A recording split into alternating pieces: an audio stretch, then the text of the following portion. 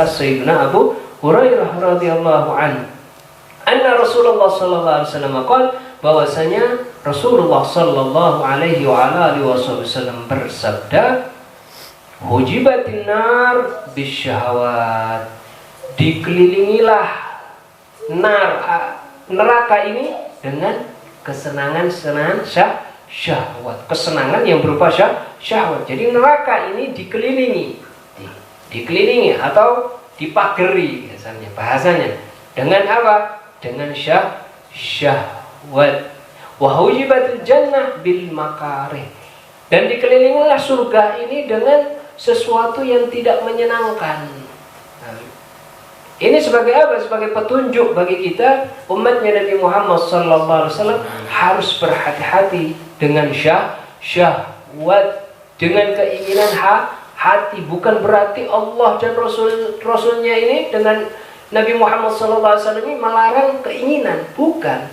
Akan tetapi kalau sudah keinginan itu berupa syahwat, maka harus dia apa?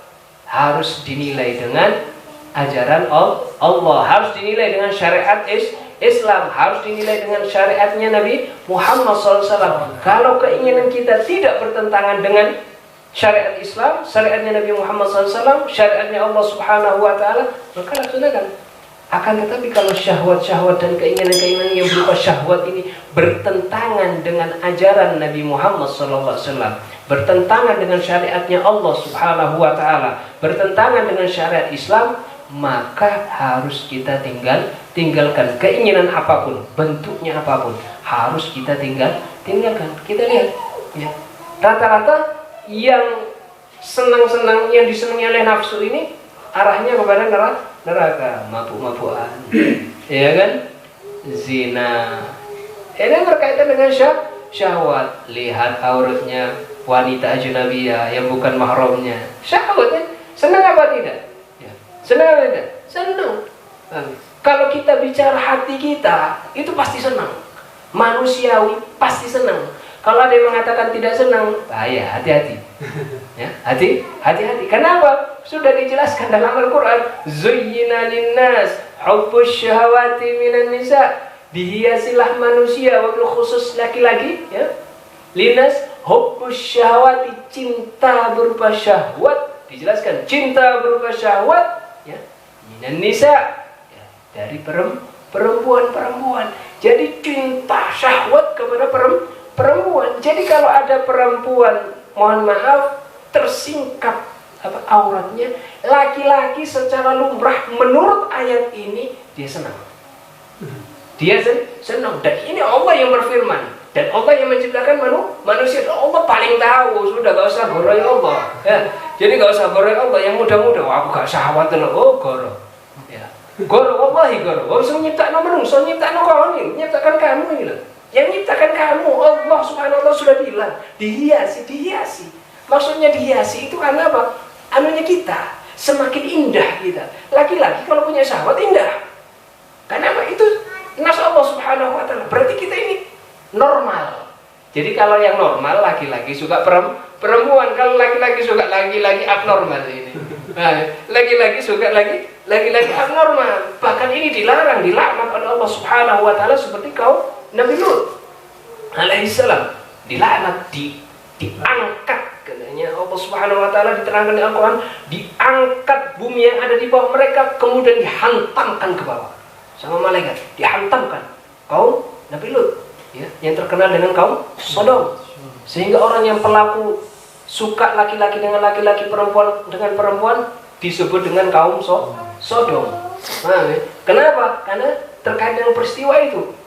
Nah, jadi apa? Kalau laki-laki suka perempuan normal, tapi sesuai aturan. Jangan kok normal aku laki-laki suka sama orang, tak lihat aja orangnya perempuan. Bukan gitu caranya, paham ya? Jadi maksudnya apa? Zuyyina lilas ini, ya, nanti ngaji atau baca kitab ini, membaca Al-Quran seperti ini, tafsirnya dibaca, terjemahannya, oh zuyyina linas, dihiasi manusia itu hubbus syahwat, cinta kepada perempuan. Berarti lumrah, tidak apa-apa lihat perempuan. Loh, jangan, di ayat lain juga ada, bahaya. Di ayat lain juga ada larangan untuk apa? Melihat aurat perempuan. Dengan nas apa? dengan nas diwajibkannya wanita itu menutup aurat. Qul, katakan wahai Nabi Muhammad, li azwajika wa banatika wa nisa'il mu'minin yudanina 'alaihinna min jalabihin. Wahai Nabi Muhammad, perintahkan. Siapa yang diperintahkan? Istri-istri kamu dan putri-putri kamu, istrinya Nabi, ummahatil mu'minin. Ya, yang mana dijamin masuk surga oleh Allah Subhanahu wa taala, yang hatinya sudah dijaga sama Allah Subhanahu wa taala, dijamin masuk surganya Allah Subhanahu wa taala, istri-istri Nabi Muhammad sallallahu alaihi wasallam dan putri-putri Nabi Muhammad sallallahu alaihi wasallam, Sayyidatuna Fatimah dan seluruh putri-putri Nabi Muhammad sallallahu alaihi wasallam itu dijamin masuk surga oleh Allah Subhanahu wa taala, jaminan dari Allah Subhanahu wa taala. Itu pun sama Allah, oleh Allah diperintahkan Nabi Muhammad SAW untuk mengulurkan jilbab. Ini istri Nabi, ini putri Nabi, disuruh pakai jilbab, diulurkan. Kok ada umat akhir zaman ngaku umatnya Nabi, istrinya dibiarkan tidak pakai jilbab? Berarti apa? Sesuai nggak dengan Nabi Muhammad SAW? Sesuai nggak dengan perintah Nabi Muhammad SAW? Sesuai dengan perintahnya Allah Subhanahu wa taala apa tidak? Kan seperti itu. Jadi jangan hanya bisa ngaku saya umatnya Nabi Muhammad, tapi buktikan bahwa engkau adalah umatnya Nabi Muhammad. Istri kamu juga umatnya Nabi Muhammad, putri-putri kamu juga umatnya Nabi Muhammad, putra-putri kamu juga umatnya Nabi Muhammad. Kalau kau cinta dengan keluargamu, maka praktekkan apa yang sudah diajarkan oleh Nabi Muhammad SAW. Amalkan yang sudah diperintahkan Nabi Muhammad SAW. Jauhkan dari seluruh larangan-larangan Allah Subhanahu wa ta'ala. Ini namanya cinta yang hakikiyah. Yang namanya cinta betul-betul cinta dengan Nabi Muhammad SAW adalah mengamalkan seluruh syariat Nabi Muhammad SAW, menjauhi seluruh larangan-larangan Allah Subhanahu wa ta'ala. Jadi kalau mau lihat orang itu yang cinta dengan Nabi Muhammad SAW, bukan dari ucapannya, oh saya cinta, semuanya pasti akan mengucapkan saya cinta Nabi Muhammad. Kalau ditanya, kamu cinta Nabi Muhammad? Ya, saya cinta Nabi Muhammad, pasti. Tapi yang lebih pas, lebih nilainya lebih objektif adalah apa? Yang mengamalkan syariatnya Nabi Muhammad SAW.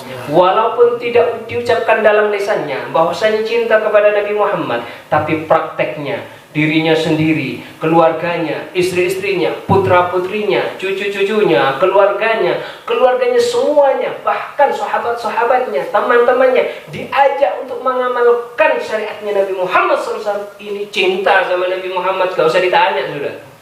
Jadi gak usah ditanya, kalau ada orang mengamalkan syariatnya Nabi Muhammad, gak usah ditanya sampai cinta sama Nabi Muhammad. Jangan. Karena alamat cinta, tanda seorang cinta itu adalah mengikuti orang yang dicintai. Kalau kita mengaku cinta kepada Nabi Muhammad, pasti mengikuti Nabi Muhammad. Walaupun keinginan hatinya itu tidak terlalu suka. Contoh misalkan Nabi Muhammad SAW suka putih, sedangkan diri kita nggak suka putih. Cepat kotor misalkan, kalau kita pakai, sekali pakai sudah kotor. Kena debu sedikit sudah kotor, kena keringat sedikit sudah kotor. Misalkan dengan baju putih misalkan, berhubung itu dipakai Nabi Muhammad SAW, berhubung itu disukai Nabi Muhammad, karena pakaian yang paling sering dipakai oleh Nabi Muhammad adalah pakaian putih ya. Maka dihilangkan yang namanya keinginan selain putih dari dirinya, pakai baju putih. Karena apa? Hub cinta kepada Nabi Muhammad SAW. Nabi Muhammad SAW menutup aurat. Nah, dia menutup aurat, keluarganya menutup aurat ya. Keluarga Nabi Muhammad SAW menutup aurat. Bahkan ketika turun surat Al-Ahzab tersebut ya, ayat yang tadi kita bacakan, Qul, katakan Nabi Muhammad kepada istri-istri kamu, putri-putri kamu untuk mengulurkan jilbabnya. Makna dari mengulurkan jilbabnya ini, kalau Imamuna Asy-Syafi'i radhiyallahu an mentafsirkan bahwasanya seluruh tubuh termasuk mata. Itu menurut Imam Syafi'i radhiyallahu an, seluruh tubuh. Di luar sholat, kalau di dalam sholat ya, kecuali wajah dan telapak tangan, karena telapak tangan ini wajib untuk nyentuh anggota sujud, yang wajib nyentuh kepada lantai tempat kita sujud.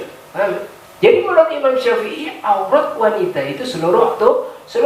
Dikatakan, diriwayatkan bahwasanya setelah turunnya ayat ini, seluruh wanita-wanita, seluruh sahabat keluarga Nabi Muhammad dan seluruh sahabat-sahabat wanita itu langsung mengambil kain untuk menutupi wajah beliau ya. Bahkan kalau nggak punya kain, sampai kain kordennya ini diambil, dilepas, dibuat kerudungan, dibuat nutupi wajah, sampai diriwayatkan bahwasanya seolah-olah ketika beliau ini wanita-wanita sahabiyah yang keluar rumah, ketika keluar rumah tidak tahu mana yang depan mana yang belakang, saking apanya, langsung ditutupinya oleh beliau auratnya. Paham ya? Cuman kalau keterangan, karena perbedaan mazhab di sini ada perbedaan mazhab.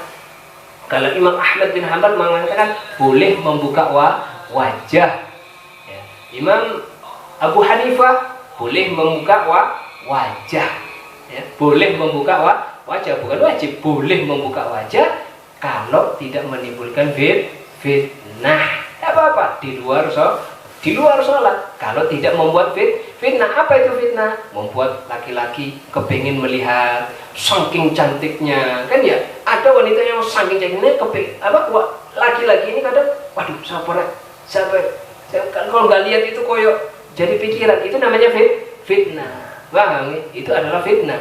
Maka ini wajib hukumnya untuk menutup itu wajahnya. Wah, kembali kepada pembahasan. Maka neraka ini dikelilingi oleh sesuatu yang bersifat syahwat, senang-senangannya syahwat, narkoba, mabuk-mabukan dan lain sebagainya. Wa hujibatil jannah bil makarih. Sedangkan surga ini dikelilingi dengan sesuatu yang tidak disukai. Sholat subuh ya, adem-adem, dingin-dingin. Waduh, dingin ya Allah, apalagi yang ada di gunung. Dingin, tapi apa? Karena kewajiban Allah Subhanahu wa taala. Buktikan kalau kau cinta sama Allah Subhanahu wa taala. Jangan hanya ngomong cinta kepada Allah, tapi disuruh salat subuh tidak salat subuh, disuruh salat maghrib tidak salat maghrib, disuruh salat disuruh puasa Ramadan tidak puasa Ramadan, disuruh nutup aurat tidak nutup aurat, disuruh jujur goro, bohong.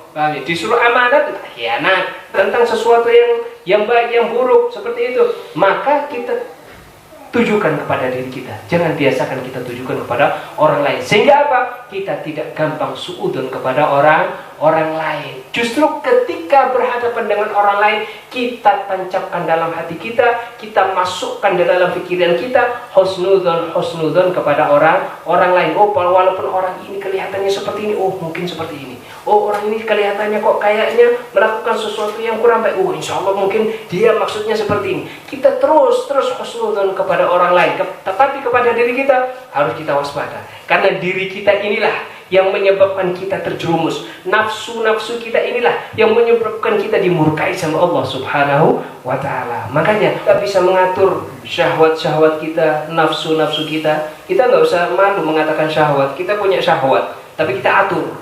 Paham? Jangan kita sok suci tapi ternyata di belakang layar, di belakang tembok kita ini lebih binatang daripada binatang. Kalau binatang wis karuan, nggak ada akalnya. Tapi kalau kita bermaksiat kepada Allah, sedangkan kita dikasih anugerah ilmu, dikasih otak sama Allah Subhanahu wa taala, disuruh berpikir, afala tatafakkarun, apa engkau tidak mikir dengan apa-apa yang sudah aku beri nikmat kepada kalian, tetap kalian itu bermaksiat kepada Allah Subhanahu wa taala. Ini lebih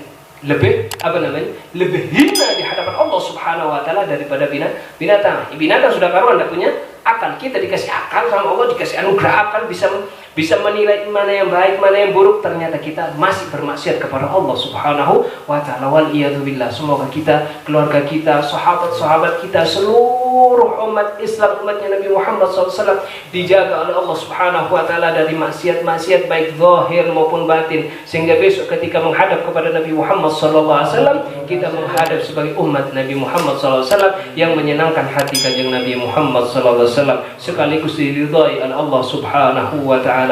Amin ya rabbal alamin. Ala hadhihi niyyah wa bi kulli niyatin salihah wa ala hadratin nabi wa ali nabi Muhammad sallallahu alaihi wasallam bi sirril Fatihah.